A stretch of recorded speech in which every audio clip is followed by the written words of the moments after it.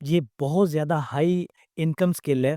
अगर मैं गूगल से पूछूँ तो गूगल का एक डाटा जो है ना वो बताता है कि सिर्फ़ और सिर्फ़ 2025 के अंदर 93.3 मिलियन यूज़र जो है वो सिर्फ़ और सिर्फ़ जनवरी 2025 में जो है ना वो ऐड हुए हैं और ज़्यादा बढ़ गए हैं। इसका मतलब क्या हुआ कि इतनी ज़्यादा जो है ना वो स्पेंडिंग हो रही है, यानी कि बिज़नेस जो है ना वो बढ़ रहे हैं और कहाँ पे बढ़ रहे हैं? फ़ेसबुक के ऊपर। उसको कौन कर रहा है? ज़ाहिर-सी बात है ये वो लोग हैं जो कि फ़ेसबुक एड्स को रन करना जानते हैं। बेशुमार लोगों के बिज़नेसेस मौजूद हैं, लेकिन वो क्या करते हैं कि वो उस एड्स को रन नहीं कर सकते, तो वो अपने बिज़नेस को ग्रो नहीं कर सकते। तो उनको किन लोगों की ज़रूरत है? उनको बेसिकली उन लोगों की ज़रूरत है जिन्होंने फ़ेसबुक का एड्स सीखे हुए हैं और वो इसके ऊपर काम कर सकते हैं।